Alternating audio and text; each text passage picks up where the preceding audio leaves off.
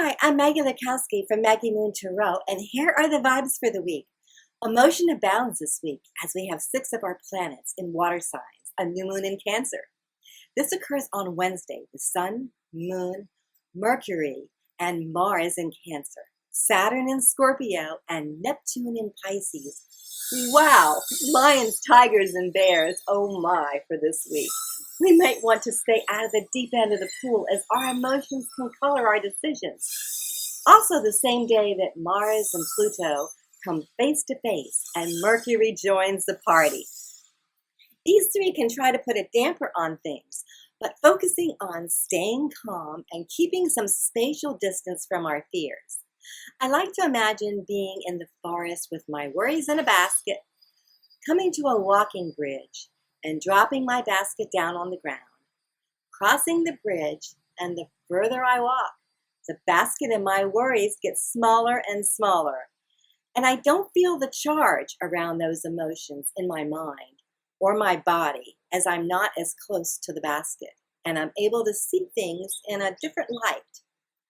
Also on Wednesday, the Cancer New Moon, it's a period of planting seeds and our intentions for this lunation.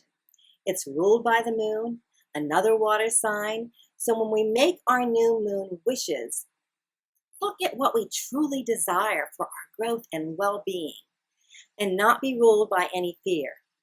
It's also a very nurturing and healing new moon when we allow our feelings and even tears to flow as they can release any pain or hurt from the past to open up our hearts for new beginnings. So, we can write out by hand our intentions in a journal to give them our own energy and to name it and claim it as our own. And as the moon grows, so do our intentions and wishes, and we see them manifest even after this lunation. And on Thursday, the Cancer moon and Saturn tend to ground our emotions and can stabilize things. Being in nature also helps as it's the universe's healing place. We can carry an amulet or a stone that protects and grounds our energy. I love black obsidian for grounding and protecting. And for this week, I'm reading with the exquisite Fountain Tarot. And it was created by Jonathan Saiz, written by Jason Gruhl, and designed by Andi Todaro. And the Fountain Tarot is takes a new and fresh look, honoring the tradition of tarot, yet coming from a contemporary experience, connecting the worlds of sacred geometry, internet culture, art, and spirituality. It comes in a beautiful box, and the cards feel great in your hands, and the images are inspirational and elegant. The inscription written inside on the box is, "You are the voice and the breath of the universe." I also find that colors and shadings in the card give depth to our readings. So let's get started and look at the messages for the week. For the beginning of the week, I chose to start with the extra card they included in the deck. It's after the World card in the Major Arcana. It's aptly named the Fountain. This card is not numbered, has an infinity symbol at the top, and is titled Be. To me, I feel its element is ether or spirit. It's described as outside birth, death, time, and form. It's asking us to just be, to feel that connectedness of all things. We're not separate, but all a part of the divine consciousness. Together, waking up from our dream, laying down the mundane and busyness in our lives, and surrendering to spirit. Its message is calling us to be fully awake, releasing control, and knowing that we are enough and beautiful souls, whole and perfect. Be open and awake to the messages from Spirit. It's also an amazingly beautiful card to enter into for meditation and to start this week. And in the companion book, it reminds us we are the voice and breath of the universe. And then midweek, the 7 of Cups comes out. And its element is water, and it's titled Lost in Choice. You can feel this from the expression on the woman's face in this card, with the 7 cups surrounding her.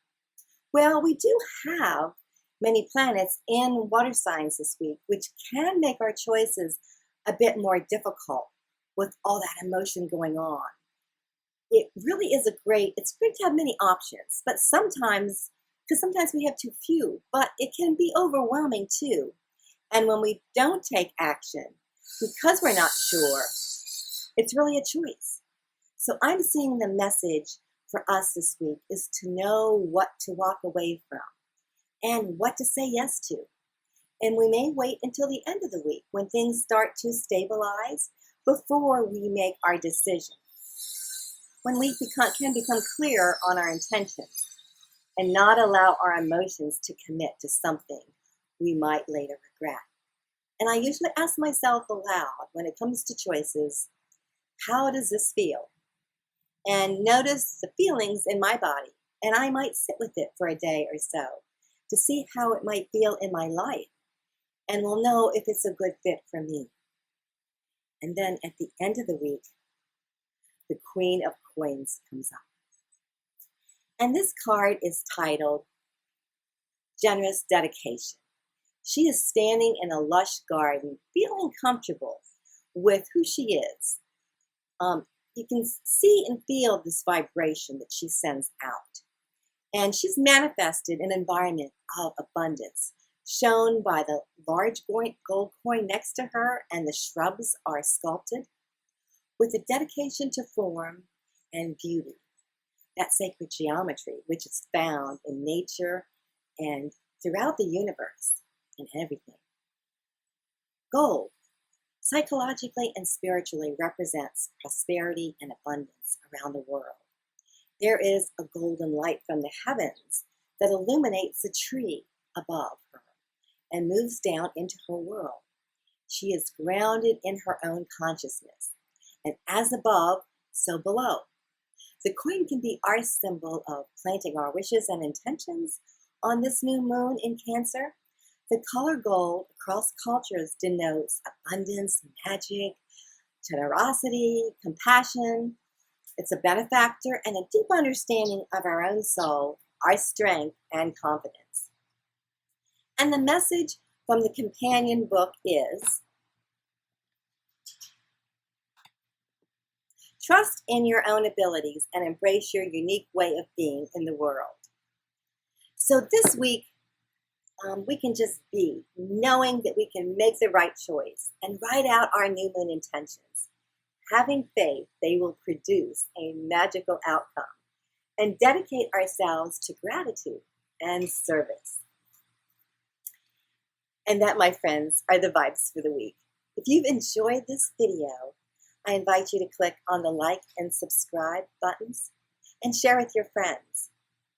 And I've included a link to the Fountain Tarot in the About section of the video in the transcript area, and also a link to their Facebook group so that you can meet the creators, see their process for creating the deck, along with connecting with them through their Facebook group.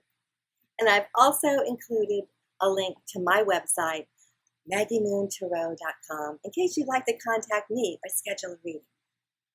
So, until we meet again next week, laugh often, love much, create your own happiness, believe in miracles, be kind, support each other, and namaste.